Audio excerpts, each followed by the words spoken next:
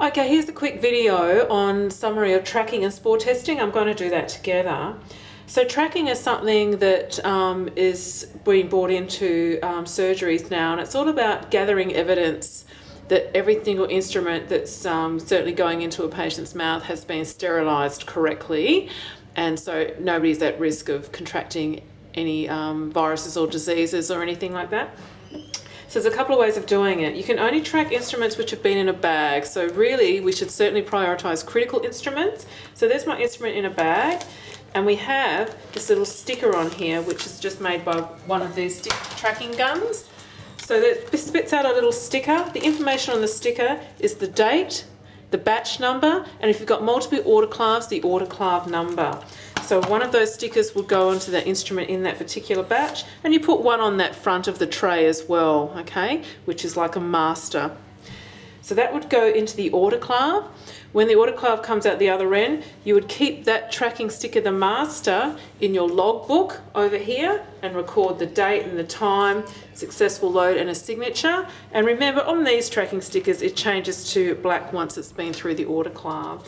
The instrument goes away into the cupboard. When you use that instrument on the patient, you actually peel this sticker off, and that goes into the patient's card. So on this day, we treated Mr. X for an extraction. We use this instrument. This is the batch number. So if there's anybody querying it, you can actually match this sticker back to your logbook, and there's your evidence that you had a satisfactory load. So it's all about gathering evidence. Now you can get a barcode system, and all of the information is not in a logbook. They store it in the hard drive of the autoclave, which is hooked up with the software in your clinic. So paperless tracking. Okay, what about testing your autoclaves working correctly? So the few things that we can do. We can just do what's called a Bowie-Dick test. So it looks like this. You put it in the autoclave like that and run an empty cycle. When I say empty cycle, I mean no instruments in it. Run a test cycle on your Bowie-Dick. So in the middle of those papers is a sheet, okay? A plastic sheet. So when it goes in, it's red. At the end of a cycle, you open up the packet and it should be purple. That'll tell you that that steam has been able to penetrate very, very thick pile of papers, and it goes right to the middle and it successfully sterilises it. So it's all about pushing and pulling that temperature and steam right through the autoclave. Another test we can do is just a strip test. It's just a colour change indicator. It goes in white. At the end of the load, it'll be black. You can keep those in your logbook also. You can do a helix test. So this is a helix tube, and you just pop in here one of these little test strips, which is yellow.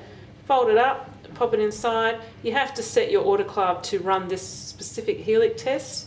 And once again, it's just checking that it's the full vacuum and sterilisation system is working correctly. So that is inside this tube, and it sits inside a coil of stainless steel.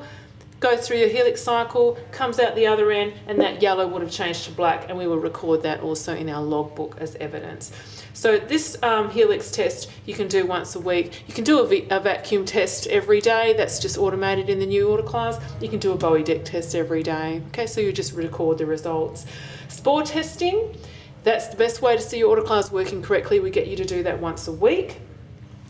You have two of what these are called vials, a test and a control. One you would put into the autoclave, one you would leave out. So you run your standard universal 1, 3, 4 cycle.